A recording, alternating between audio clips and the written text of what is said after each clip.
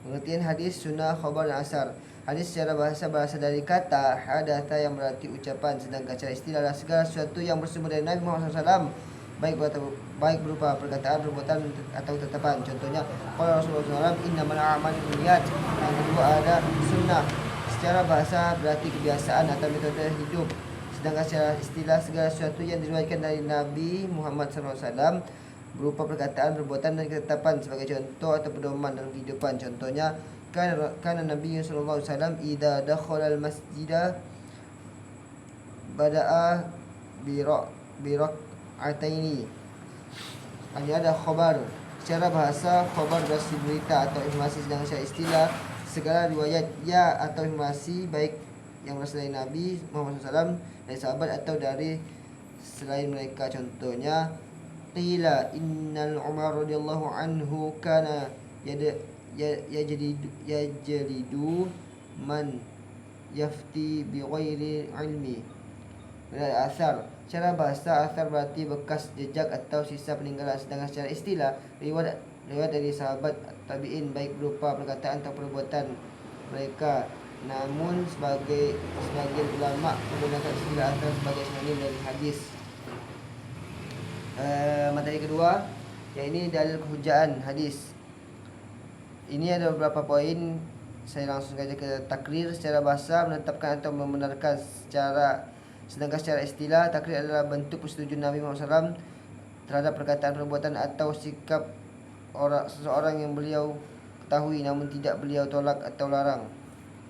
Contohnya tu la yaqbalu Allah salata ahadikum idza ahdatha hatta yatawaddaa.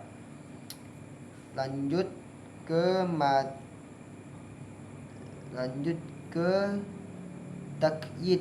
Secara bahasa, mengikuti atau membatasi, sedangkan secara istilah takyid adalah hadis yang memberikan syarat atau ketentuan tambahan pada ayat yang sifatnya umum atau mutlak.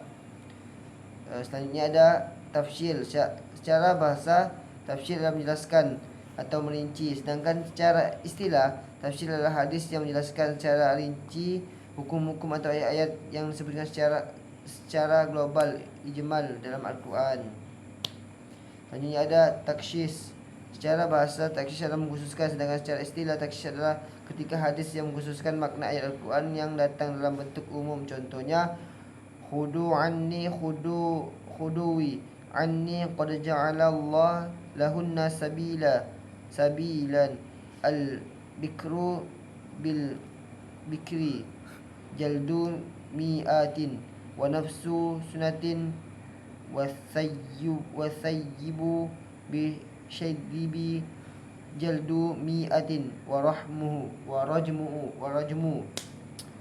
Lanjut ke tasyri. Secara bahasa, penetapan hukum, sedangkan secara istilah berarti fungsi hadis secara sumber hukum syariat, baik tidak disebutkan dalam Al-Quran maupun yang memperkuat dan menambahkan hukum. Contohnya, kullu dinabin misibai fa akluhu haramun. Okey. Lanjut ke materi ketiga, secara perkembangan hadis yang dimulai sejak pada masa Rasulullah SAW. Ketika beliau menyampaikan ajaran Islam melalui perkataan, perbuatan dan persetujuan. Pada masa ini, hadis disampaikan secara lisan dan sebagian sahabat menuliskannya secara terbatas. Lanjut ke materi keempat, ini hadis dan sanad.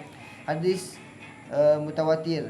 Secara bahasa adalah berturut-turut, dan secara istilah adalah hadis yang diriwayatkan oleh banyak perawi dalam setiap tingkatan sanadnya. Contohnya, huwa tahuru ma'uhu al-jillu maitatahu. Dan ini ada hadis masyhur. Secara bahasa artinya terkenal. Secara istilah itu hadis yang pada awalnya periwayatannya diriwayatkan oleh 3 orang atau lebih namun belum sampai derajatnya mutawatir. Contohnya, al-muslimu man salimal muslimuna min lisanihi wa yadihi. Selanjutnya ada hadis ahad. Hadis ahad itu dibagi dua, yakni hadis ghaib dan hadis aziz. Ghaib artinya sendiri, asing. Kalau saya istilah hadis yang dalam salah satu tingkatannya sanadnya hanya diriwayatkan oleh satu perawi saja. Lain halnya dengan hadis aziz. secara bahasa mulia, kuat. Secara istilah hadis adalah hadis yang pada tingkatannya sanadnya diriwayatkan oleh minimal 2 perawi dan tidak sampai mutawatir. Lanjut ke materi kelima, hadis secara kualitas sanad. Hadis sahih secara bahasa sehat, benar dan istilah. Istilah hadis yang memiliki 5 syarat, yakni sanadnya bersambung, rawinya adil, dhabit, tidak ada ilat dan tidak ada syadz. Contohnya innamal a'malu binniyat. Lanjut ke hadis hasan, secara bahasa baik, bagus. Secara istilah sama seperti hadis sahih, namun tingkatannya dhabitnya di bawah sahih. Contohnya mana ni contohnya? Innamallahu ahdina minar rasuli qalu man hum ya Rasulullah qala ahlul Quran hum ahlullah wa khassatuhu. Selanjutnya ada hadis dhaif. Secara bahasa artinya lemah. Secara istilah hadis yang dalamnya tidak terdapat syarat-syarat hadis sahih dan hasan. Lanjut ke materi ke-6, syarat-syarat hadis sahih. Sanadnya bersambung. Bersambung artinya terhubung. Secara istilah sanad bersambung berarti setiap perawi dalam rantai hadis menerima hadis tersebut langsung dari gurunya tanpa ada perawi lain. Lanjut, perawinya adil. Adil berarti jujur, lurus dan tidak dapat percaya. Secara istilah rawi yang adil adalah perawi yang beragama Islam, baligh, berakal. Selanjutnya ada rawinya dhabit. Dhabit berarti kuat ingatannya dan cermat dalam pencatatan. Setelah istilah, dhabit adalah perawi yang memiliki ketelitian dalam menghafal atau mencatat hadis. Selanjutnya ada tidak ada ilat, berarti penyakit atau cacat. Secara istilah hadis memiliki ilat berarti tidak terdapat cacat tersembunyi dan yang merusak kesahihan hadis. Selanjutnya adalah tidak ada syadz. Syadz berarti menyimpang. Secara istilah tidak melanggar dan salah satu syariat keempat di atas. Contohnya balighu anni walau yatan. Lanjut ke materi ke-7, yaitu tayammul wal ada'.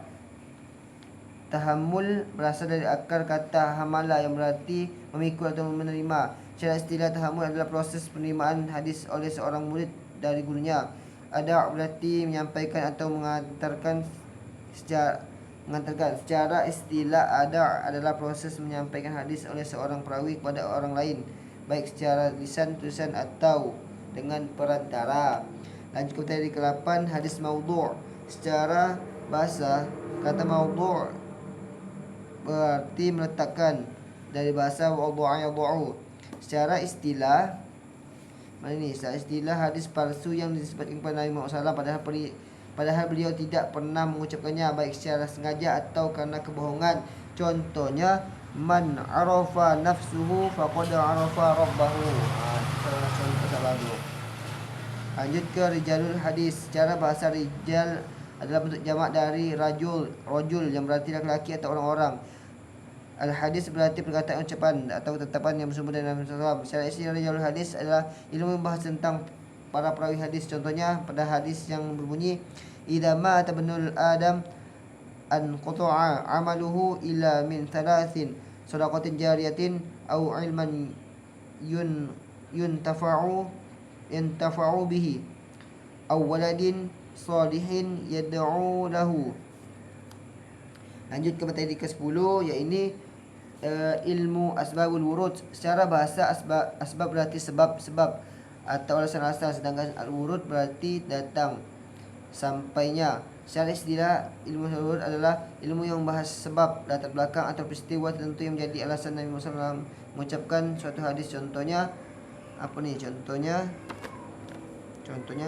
salatul qa'idi 'alan nafsi min salatil qa'imi. Ya, itu dia.